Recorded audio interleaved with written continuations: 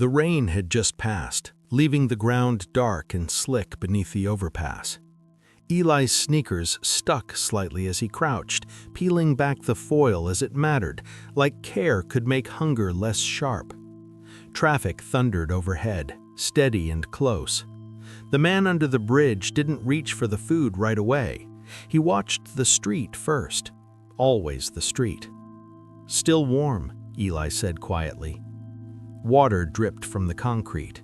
Tires hissed on wet asphalt. The man shifted closer, angling his body between the boy and the road. That was when Eli knew something wasn't right. Enjoying the story so far? Whether you're listening while trying to catch some sleep, getting through your chores, or just taking a quiet moment for yourself, we're glad you're here. Take a minute and tell us where you're watching from in the comments, and stay with us for more stories like this. Renee Carter left before the sun decided whether it would show up. Eli heard the door close the way he always did, soft, careful, like his mother didn't want to wake the apartment or ask it for permission. The kettle clicked off. A plate slid onto the stove. Foil folded. Routine done without commentary. By the time Eli padded into the kitchen, the apartment smelled faintly of toast and yesterday's oil. The clock on the microwave blinked the wrong time. It always did. He didn't bother fixing it. He sat, ate half without thinking, then stopped when his stomach said, "Enough." Not full, just enough. The other half went into foil, smoothed flat, tucked into his backpack next to a math book that had lost its spine weeks ago. Renee's note was short. "Lock up, don't be late." He smiled at it anyway. Outside, the morning carried that leftover dampness rain leaves behind. Cool air, wet sidewalks, the smell of metal and soil. The city looked like it was still deciding what mood it wanted to be in. Eli walked fast, not because he was late, but because standing still too long made adults notice things. He'd learned that early. By the time he reached Jefferson Avenue, traffic had found its rhythm again. Cars passed with purpose. Buses hissed at stops. Under the overpass, the ground stayed dark and slick, patches of water clinging to the concrete like it refused to let go of the night. Isaiah Moore was already there. He sat with his back to the pillar, coat folded beneath him, hands resting on his knees like they belonged there. He didn't look up right away. He never did. He listened first. Feet, traffic, breath. Eli approached without hurry. "Morning," he said. Isaiah nodded once, not dismissive, just careful. Eli crouched, his sneakers squeaking slightly against the damp ground. He peeled back the foil. Steam rose, thin and brief, like it was embarrassed to be seen.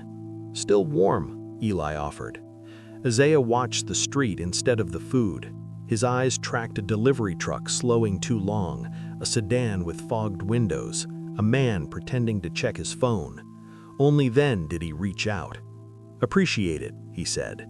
His voice didn't sound like the street. It was steady, measured, the kind of voice that chose its words and didn't waste them. Eli noticed that. He always did. "You ever sleep?" Eli asked, casually. Isaiah's mouth twitched. "On a flexible schedule." Eli nodded, like that made sense. "Yeah, my alarm doesn't work either." Isaiah took a bite, chewed slowly, like he respected the effort. Above them, tires rolled over wet asphalt. Water dripped from the edge of the overpass, tapping the ground in uneven intervals. The cold pressed up through the concrete, seeping into Eli's knees. "You're early today," Isaiah said. "School got a thing. They like it when you show up." Isaiah glanced at him then, really looked. Too thin jacket, shoes holding together out of pride more than glue. A boy who carried himself like he knew where he was going, even if he didn't always know how he'd get there. "You don't have to do this," Isaiah said. Eli shrugged. "I know." A police cruiser rolled by slowly. Too slow. Isaiah's posture shifted immediately, not sudden, controlled. He leaned just enough to put his shoulder between Eli and the street. Didn't touch him, didn't signal, just existed differently. The car pulled away. Eli exhaled without realizing he'd held his breath. Isaiah stayed still a second longer, counted, then relaxed. "You always do that?" Eli asked. Isaiah didn't pretend not to know what he meant. "Habit." "From what?" Isaiah folded the foil carefully. "From being responsible for things that don't belong to you." Eli considered that. "My mom says that's called adulthood." That got a real smile, quick, gone before it could get comfortable. Isaiah handed the foil back. "Tell her she's not wrong." Eli stood, brushing off his jeans. He slung his backpack over one shoulder, then hesitated. "You gonna be here tomorrow?" Isaiah nodded. "I don't move much." "Okay," Eli said. Then, after a beat, "You ever want something different, you should say. I can't promise it'll happen, but I can hear it." Isaiah watched the boy step back into the light of the street, watched the way he walked, not hurried, not careless, just steady. When Eli disappeared into the flow of the city, Isaiah sat there longer than he needed to. He hadn't protected anyone in years, not since the last time it mattered. He hadn't expected to remember how. Some kindness doesn't know it's dangerous yet. Renee Carter's feet ached before noon. Not sharply, not enough to complain about, just the steady reminder that she had been standing since dawn and would keep standing until someone else decided she could stop. She moved through the Whitman house with practiced quiet, polishing surfaces that already reflected light, straightening pillows no one used, wiping fingerprints that didn't belong to her. The house smelled like lemon cleaner and expensive candles that never burned all the way down. Everything had a place. Nothing looked lived in. Renee liked it that way. Mess asked questions. By late afternoon, her shoulders burned, and her fingers felt thin, like the strength had drained out of them and run down her arms. She finished the last bathroom, rinsed the cloth, wrung it once, and hung it neatly. No one thanked her. That was fine. Gratitude didn't pay rent. The bus ride home rattled her bones. She leaned her head against the window, eyes closed, counting stops by instinct. When she stood, her knees argued briefly, then complied. Their duplex greeted her the way it always did. Dim hallway light, faint smell of fried onions from next door, the hum of someone else's television bleeding through the walls. Home, in its own stubborn way. Eli was at the small table, homework spread out, pencil tapping once every few seconds. "You eat?" she asked, dropping her bag. "Yes, ma'am." She didn't ask how much. Renee washed her hands, changed her shoes, and moved around the kitchen slowly, letting her body catch up with her. She noticed the foil in the trash, flattened, careful, not messy. She clocked it, said nothing. Dinner was simple: rice, beans, a little chicken stretched thin. They ate without the TV on, the quiet companionable. "You got a test?" she asked. "Math. You ready?" Eli shrugged. "As ready as numbers let you be." She smiled. "Fair." Later, while Renee soaked her feet in warm water, Eli sat on the floor, trying to fix the strap on his backpack. The seam had given up weeks ago. He'd been tying it, retying it, pretending it was fine. It wasn't. He frowned at it, tugged too hard, and sighed. "Leave it," Renee said. "I'll fix it this weekend." "It's okay," Eli said. "I got it." She watched him work, careful, patient, like he believed persistence counted for something. "Eli," she said gently, "you don't have to solve everything yourself." He looked up, surprised. "I know." He went back to the strap. The next morning, the air still carried yesterday's dampness. Eli left early again. Renee noticed, filed it away. Under the overpass, Isaiah was there, coat folded, posture unchanged. He glanced at the backpack immediately. "That thing's holding on by faith," Isaiah said. Eli grinned. "It's loyal." Isaiah reached into his coat and pulled out a length of thin wire, bent, salvaged, useful. "Hold still," he said. Eli knelt. Isaiah worked quietly, fingers precise, movements economical, no wasted effort. When he finished, the strap sat firm, reinforced, without being ugly. "There," Isaiah said. "Won't win any awards, but it'll survive." Eli lifted the backpack and tested it. "It's better than before." "Most things are," Isaiah replied. They ate, talked a little more today, about school, about buses that never ran on time, about how pigeons always seemed offended by everything. "You ever notice," Eli said, "they look like they're judging you?" Isaiah snorted before he could stop himself. "That's because they are." Eli smiled, pleased with himself. Later that evening, Renee finished early. The bus dropped her closer than usual, and she walked the last block slower, enjoying the quiet. As she neared the overpass, she heard Eli's voice. She stopped, not hiding, just pausing.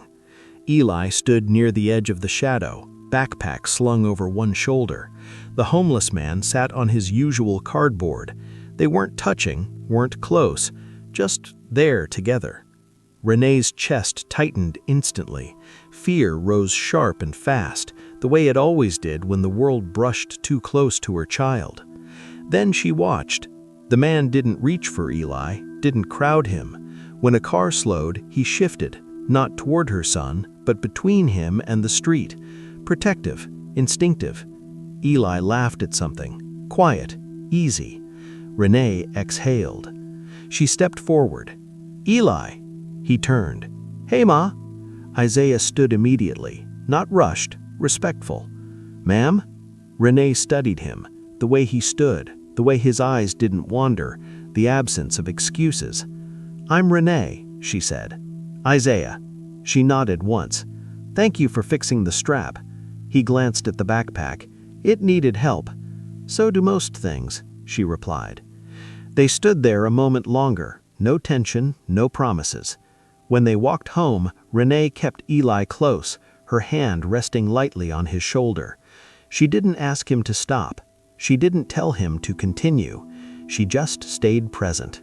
Sometimes that was the strongest thing she had. Charles Whitman disliked arriving anywhere unnoticed. St. Louis didn't cooperate. The city took him in the way it took in weather, a brief acknowledgement, then indifference. His black Range Rover slipped through morning traffic without ceremony, the tinted windows reflecting brick storefronts and old churches that had outlasted men like him. He checked his watch. Punctuality mattered when control did. The private investigator sat in the passenger seat, quiet now. He'd already delivered the important part. "Under the Jefferson Avenue overpass," the investigator said earlier, voice neutral. "Been there months. Keeps to himself. No incidents." Charles hadn't reacted then. Reaction was for people who didn't plan ahead. "Does anyone know?" Charles asked. "Not officially." Good. Containment didn't require apologies. It required timing. They parked across the street, far enough to be unremarkable. The Range Rover idled, engine low, patient. Charles didn't get out. He preferred to see before he was seen. The overpass cast its long shadow, wet concrete, pooled water, a man seated near a pillar, coat folded beneath him, posture straight despite the setting. Isaiah Moore. Charles felt the recognition hit like muscle memory, old, immediate, annoying. Then he noticed the boy. Small, backpack slung wrong, kneeling, unwrapping foil with care that didn't belong to the place. Charles leaned forward slightly. The boy spoke. Charles couldn't hear the words, but the tone was unmistakable. Easy, familiar. The man, Isaiah, didn't take the food right away. He watched the street first. That was new. Charles smiled thinly. Of course it was. "You didn't mention a kid," Charles said. Didn't seem relevant. "It is," Charles replied. "Everything is." The boy laughed once, quiet. It carried oddly in the open space beneath the bridge. Charles felt irritation bloom, sharp and unwelcome. Isaiah Moore had always been like this, drawing people in without effort, making himself necessary without asking permission. Charles opened the door and stepped out. The sound carried. Isaiah's head lifted immediately. Their eyes met across the distance. Recognition flared there too, fast, contained, followed by something harder. Isaiah stood, not hurried, not startled, just ready. Charles closed the door behind him and walked closer, stopping just short of the shadow line. He didn't cross it. Power liked borders. The boy noticed then, straightened. His smile faded. Isaiah shifted subtly, stepping between the boy and the street. No touch, no announcement, just placement. Charles clocked it, filed it away. "Isaiah," he called, calm, familiar. "We should talk." Isaiah didn't answer immediately. He glanced down at the boy. "Go," he said quietly. Eli hesitated, looked at Charles, then back to Isaiah. "I'll be right here," Isaiah added. Eli nodded, retreating a few steps, but staying close enough to hear his own heartbeat. Charles stopped smiling. "You didn't change," he said. Isaiah's voice stayed even. "You did." Charles chuckled. "We both know that's not true." He glanced toward the boy again. "Didn't think you'd start a community outreach program." Isaiah didn't rise to it. "Say what you came to say." Charles studied him. The beard, the wear, the restraint that used to belong in boardrooms and job sites, not under bridges. "You've been difficult to find," Charles said. "I wasn't hiding, I was finished." Finished doesn't erase things, especially things with paperwork. Isaiah's jaw tightened once, released. "You're not here for closure," Isaiah said. Charles nodded. "No." He took a step closer, close enough now that the difference between their coats mattered. "I'm here to make sure nothing surfaces. No statements, no testimonies, no misunderstandings." Isaiah laughed once, short, without humor. "You always called it misunderstandings. Funny how they only ever helped you." Charles's gaze flicked toward the boy again. Isaiah noticed. "That's not part of this," Isaiah said. Charles's voice cooled. "Everything becomes part of it when it creates exposure." Isaiah stepped fully in front of Eli now, blocking Charles's line of sight without aggression. Charles raised an eyebrow. "You're protecting him." Isaiah didn't deny it. "You don't owe him that," Charles said. Isaiah met his eyes. "I don't owe you anything either." Traffic roared overhead. A bus passed, spraying mist onto the curb. Charles exhaled slowly. "You have a choice," he said. "Take what I offer, disappear cleanly, or don't and risk consequences that won't stop with you." Isaiah's voice dropped. "If you threaten him—" "I won't," Charles interrupted. "I won't need to." That landed. Isaiah held his ground. Eli shifted behind him, whispered, "You okay?" Isaiah didn't turn. "Yes." Charles stepped back, smoothed his coat. "I'll give you time. Not much. I'm not unreasonable." He turned toward the Range Rover. As he opened the door, he paused. "You were always good at carrying weight that wasn't yours. Be careful who you do that for." The door closed. The engine purred. The Range Rover pulled away. Isaiah stayed where he was long after it disappeared. Only then did he look down at Eli. "You good?" he asked. Eli nodded. "Is he your friend?" Isaiah considered that, then shook his head. "No, he's a debt. Some debts don't stay buried just because time passed." Isaiah didn't sleep that night. He sat beneath the overpass long after the traffic thinned, listening to the city settle into its quieter lies. The wet ground cooled the air. His coat held the day's damp like a memory that wouldn't release. He knew Charles wouldn't leave it there. The next morning, Charles found him alone. No boy, no witnesses, just the space under the bridge and the sound of water dripping where rain used to be. "You pick inconvenient offices," Charles said, stepping into the shadow. Isaiah didn't look up. "You pick convenient exits." Charles smiled, still sharp. They stood several feet apart, close enough to be heard, far enough to pretend this wasn't personal. "I can make this end," Charles said, cleanly. Isaiah folded his hands. "You mean quietly." "I mean safely," Charles corrected, "for everyone." Isaiah finally looked at him. "Everyone never includes the same people with you." Charles took that in without flinching. "You're tired, I can see it. There's no shame in accepting help. There is when it comes with a muzzle." Charles reached into his coat and produced an envelope, thick, heavy. He placed it on the concrete between them. "Take it," he said. "Leave the city. I'll arrange care, housing, whatever dignity still matters to you." Isaiah didn't move.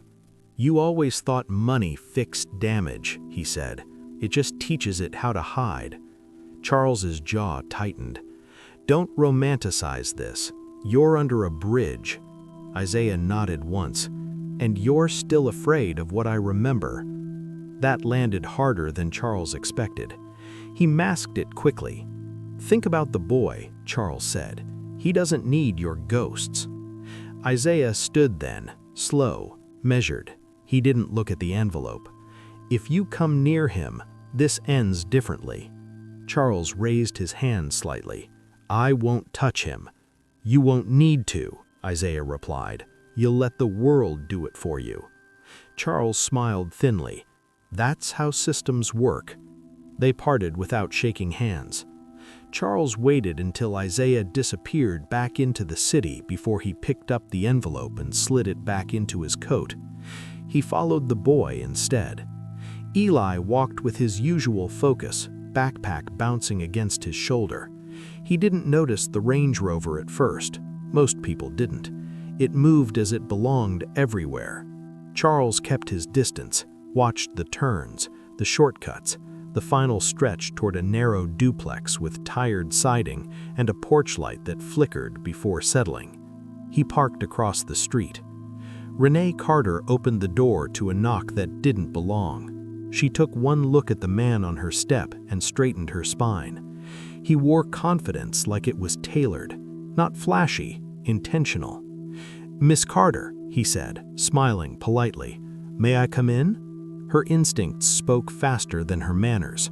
"No." Charles accepted that easily. "Fair." He glanced past her, just enough to be seen doing it. Eli froze halfway down the hall. "Eli," Charles said, warm, familiar. "Good evening." Renee's hand tightened on the doorframe. "You know my son," she said. "I've seen him. He's kind." Eli frowned. "Do I know you?" Charles crouched slightly, bringing himself closer to eye level without invading space. "No, but I know someone who cares about you." Renee stepped forward. "Say what you came to say." Charles rose. "I wanted to make sure you're safe." Her laugh escaped before she could stop it, short, disbelieving. "That's generous," she said. "From a stranger." "From someone with resources," Charles corrected. "There are people in this city who draw attention. Sometimes that attention spills." Renee studied him, the calm, the way he never raised his voice, the way everything he said sounded reasonable if you didn't listen too closely. "You're threatening us?" she asked. Charles almost offended. "Of course not." He reached into his coat and produced a card, plain, heavy stock. "If anything unusual happens," he said, holding it out, "call me." She didn't take it. Charles smiled again. "You're doing a good job," added Charles, raising him. Eli shifted. "Ma?" Renee placed a hand behind her, steadying him without looking. "We're done here," she said. Charles nodded. "For now." He stepped back. "You should tell Isaiah he doesn't have to carry everything alone." Renee closed the door without another word. The latch clicked, solid, final. She stood there a moment longer than necessary, listening to the quiet rush back into the house, Eli's breathing, the hum of the fridge. The city was pretending it hadn't changed. Then she locked the door, and the second lock. Only then did she rest her forehead against the wood and understand something had shifted. They had been careful, small, unseen. They weren't anymore. The storm didn't announce itself. It arrived sideways, wind first, then rain so heavy it sounded solid. By dusk, the underpass had turned into a shallow basin, water creeping over the seams in the concrete, swallowing cardboard and leaving the ground slick and shining. Isaiah tried to stand and misjudged the distance. The world tilted, his knees gave without drama, and he went down hard, breath leaving him in a thin, surprised sound. He lay there a moment, rain misting in under the bridge, the cold finally catching up to him. He had known this would happen. He had just hoped it wouldn't be today. Eli ran. He didn't think about traffic or the rain soaking through his jacket. He ran the way kids run when the math stops working and instinct takes over. He skidded on the wet sidewalk once, caught himself on a lamppost, then pushed harder. "Ma!" he shouted before the door was even open. Renee took one look at his face and grabbed her keys. They returned with the storm still pounding the city. Isaiah barely registered being lifted, his weight awkward and heavier than it looked. Renee moved with calm efficiency, directing Eli with short commands that didn't shake. Inside the duplex, they laid Isaiah on the couch. Renee stripped off his soaked coat and shoes and replaced them with dry blankets. She checked his forehead with the back of her hand, then his pulse. "You should have said something," she said quietly. Isaiah managed a weak smile. "I didn't want to be dramatic." Eli hovered near the door, soaked, shaking. "You scared me." Isaiah's eyes softened. "I know." Renee handed Eli a towel. "Bathroom, now." Eli hesitated. "I'll be fast." "Fast is fine. Dry is better." When Eli disappeared down the hall, Renee turned back to Isaiah. "You're sick," she said, not accusing, observant. "Yes." "How long?" "Longer than I should have let it go." She nodded once. "That tracks." Outside, across the street, the black Range Rover sat with its lights off. Charles watched the duplex through the rain-streaked windshield, hands resting on the steering wheel. He didn't move. He didn't need to. Inside, the house felt smaller with another body in it. Isaiah's breathing steadied as warmth did its work. Renee brewed tea, the kettle loud against the storm. "You don't have to stay," Isaiah said. She handed him the mug. "Drink." He did. Silence settled, comfortable, earned. "You were important once," Renee said. It wasn't a question. Isaiah stared at the ceiling. "I was useful." People who say that usually were both. He considered it. "I built bridges." She glanced at him. "Literally?" "Yes." "That explains the posture.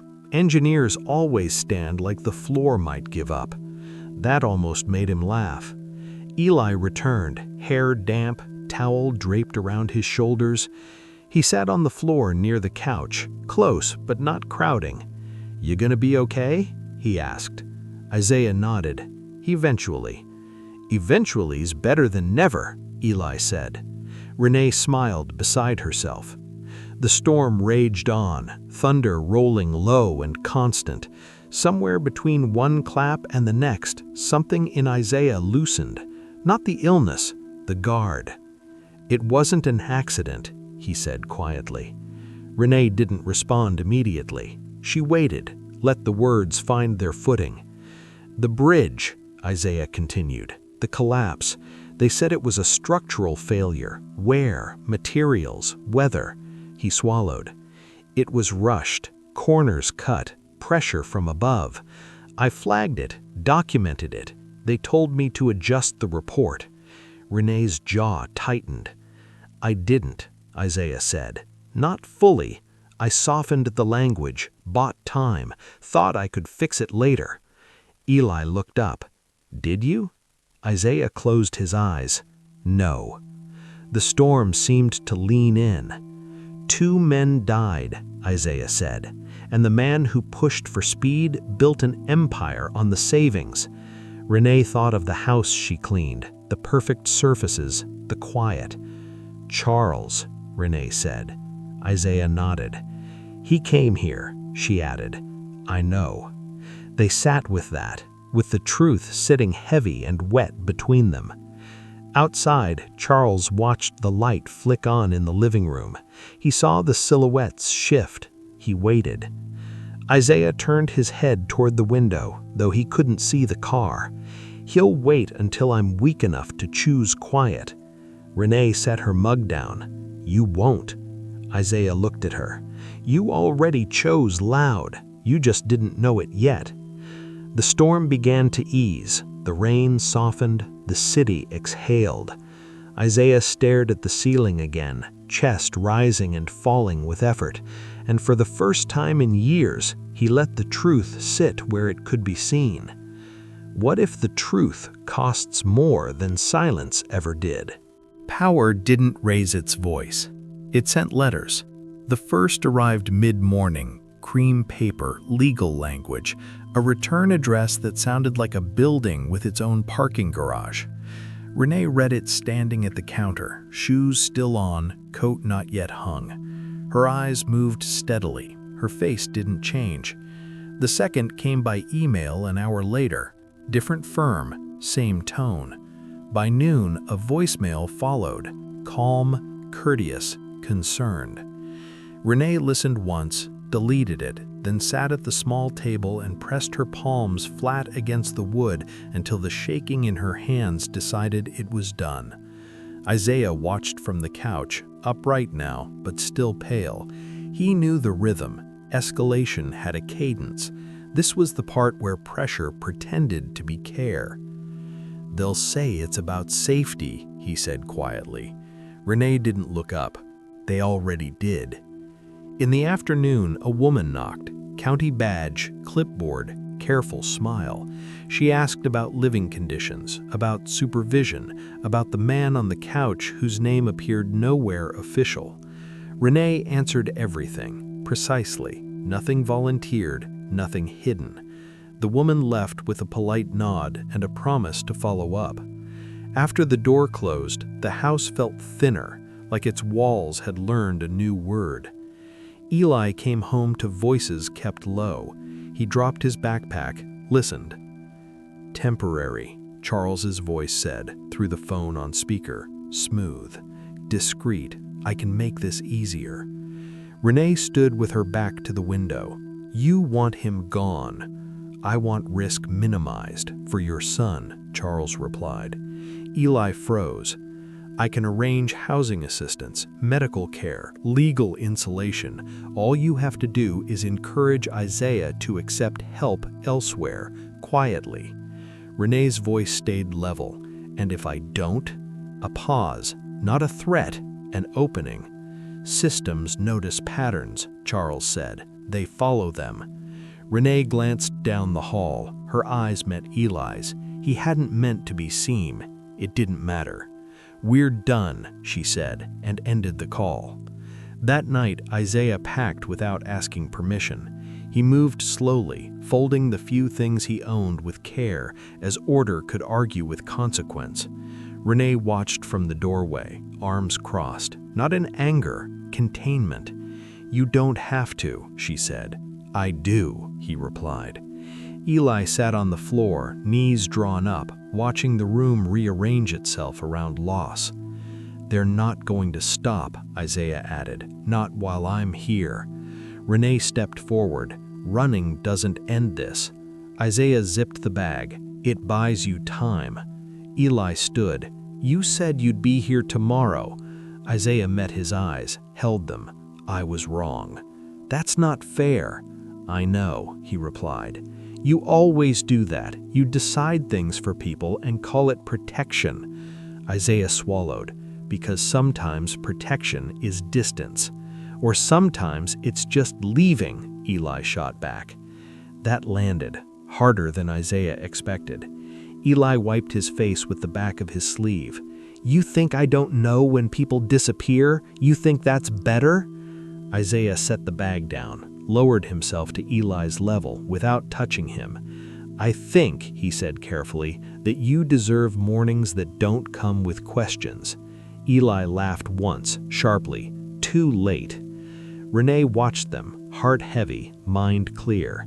You leave now, she said to Isaiah, and you teach him that power always wins. Isaiah looked at her. If I stay, I teach him something worse. Silence pressed in. The city outside carried on, indifferent. Eli's voice broke. You're scared. Isaiah didn't deny it. Yes. Of him, of what he can do to you. Then teach me how to stand. Isaiah closed his eyes, just for a second. I can't, not if it costs you. Before dawn, Isaiah left. No announcements, no speeches. He paused at the door, listening to the house breathe, memorizing the sound of safety he couldn't keep. Renee stood in the hallway, shoulders squared. This isn't over, she said. I know, Isaiah replied. That's why I'm going. He opened the door. Cold air slipped in. Eli didn't come out of his room. Isaiah didn't ask him to. The door closed softly behind him, and the morning arrived like it always did, on time, uncaring, asking everyone to act normal.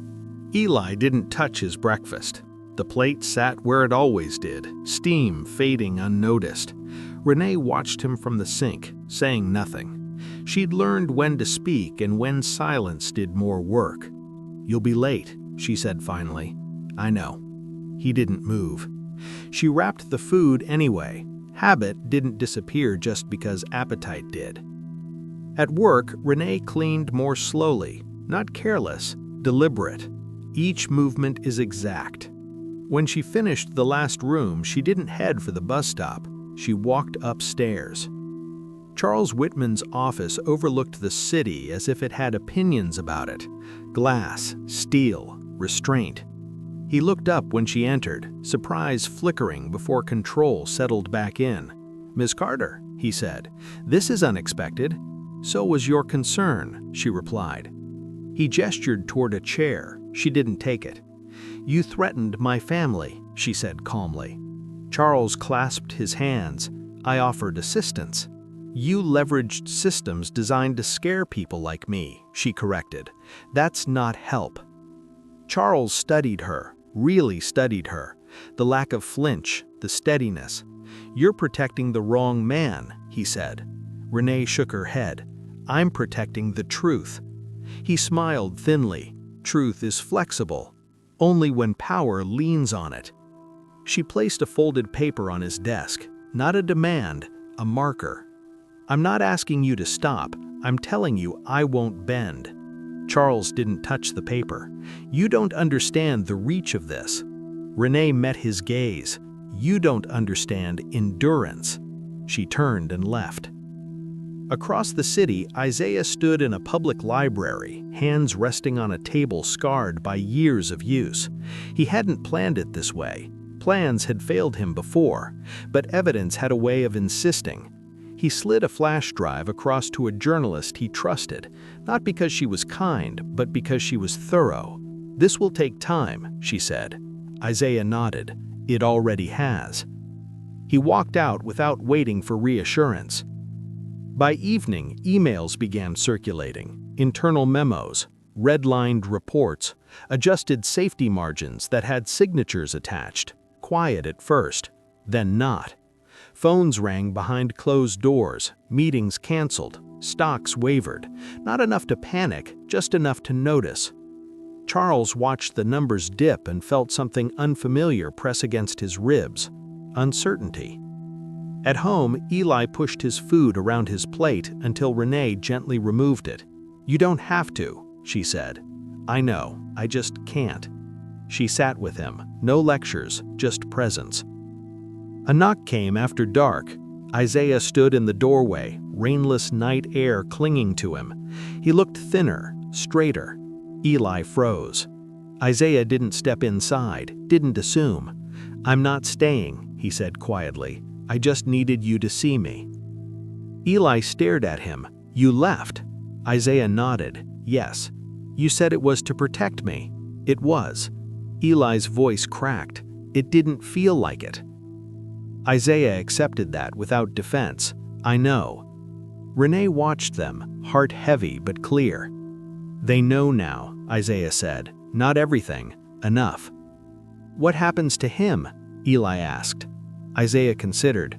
"He loses the ability to decide what the story is." That night, the news didn't shout. It didn't have to. A brief article, a resignation for personal reasons, a board statement full of careful language and shorter sentences than usual. Charles sat alone in his office, watching the city lights blur.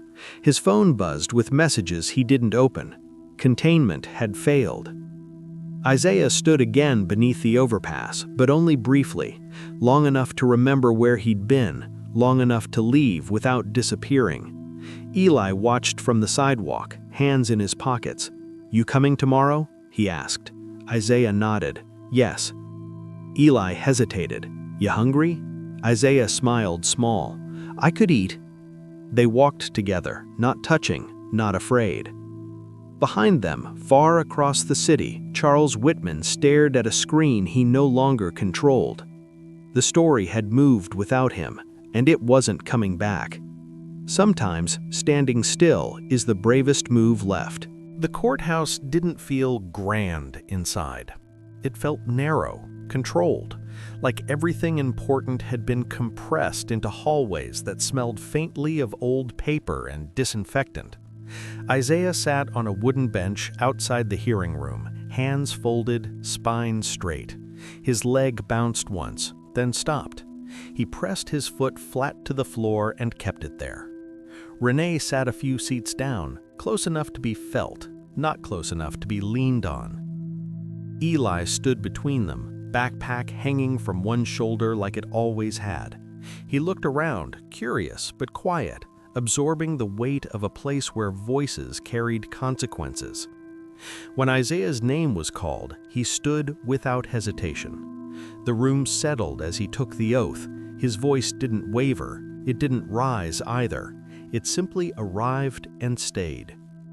He spoke in sequences, dates, memos, conversations that had once happened behind glass and coffee cups. He described the pressure without dramatizing it. He named the changes made to reports and the reason they'd been requested. His hands shook slightly as he held the edge of the podium. No one interrupted him. Across the room, Charles Whitman sat perfectly still. His face was composed, but something fundamental had slipped. Not panic, not fear, control. When Isaiah finished, the silence felt heavier than applause ever could. Charles didn't argue. His counsel didn't grandstand. The truth had already settled. There was nothing theatrical left to do. The hearing ended the way real consequences usually do, without ceremony. Outside, the sky had shifted, clouds thinned, light slid through the tall courthouse windows, pale and unremarkable and entirely different from how it had looked an hour earlier. Isaiah made it down the steps before his legs gave out, not collapsing, folding. Renee was there immediately, steadying him with a hand to his arm. Eli reached him a second later. "You okay?" Eli asked, breathless. Isaiah nodded once, tried to speak, failed. The sound that came out wasn't a sob, it wasn't even a cry. It was the release of something held too long with too much discipline. Eli didn't say anything, he just took Isaiah's hand. Isaiah's fingers curled instinctively, grip tightening like his body recognized safety before his mind did. They stood like that for a moment, three figures on courthouse steps, no cameras, no crowd. Charles exited through a different door. There were no shouts, no handcuffs, just a man walking into a car that waited for him, his shoulders slightly narrower than they had been before. His empire would unravel slowly, quietly, in boardrooms and depositions and footnotes, the way real damage was accounted for. Isaiah watched the car pull away and felt nothing toward it. No triumph, no relief. Just absence. "You hungry?" Eli asked after a beat. Isaiah let out a shaky breath that almost turned into a laugh. "Always." Renee shook her head. "You too." They walked down the steps together, not rushing, not hiding. The city moved around them like it always had. People passed, buses hissed, a siren wailed somewhere distant and then faded. Isaiah looked up at the sky, clear now, not dramatic, just open. For years he'd imagined this moment wrong. He'd pictured shouting, exposure, spectacle. He thought freedom would feel like a door being kicked open. Instead, it felt like standing upright without pain. They stopped at a small diner on the corner. Nothing special, just a place that served breakfast all day and didn't ask questions. Isaiah slid into the booth carefully. Eli sat across from him, backpack at his feet. Renee took the seat beside her son. The waitress approached, pen poised. "Coffee?" she asked Isaiah. He paused, then nodded. "Yes." Eli grinned. "See? Progress." Isaiah shook his head, a real smile breaking through at last. "Don't rush me." The coffee arrived. The plates followed. Simple food, warm, real. Isaiah took the first bite slowly. He didn't rush it. He didn't save half. He ate like a man who wasn't planning his next disappearance. Outside, light filled the windows now, washing the table in something that looked suspiciously like ordinary peace. Isaiah sat back, breathing evenly, hand resting on the table where Eli's fingers had been moments before. For the first time in years, nothing was chasing him, nothing he needed to outrun. He wasn't rich, he wasn't powerful, but he was still here, and he was intact. Time didn't announce itself when it passed. It showed up in small, ordinary ways. Isaiah learned the sound of doors again, the click of a lock, the hush that came after. He lived in a narrow apartment 3 blocks from Renee's duplex.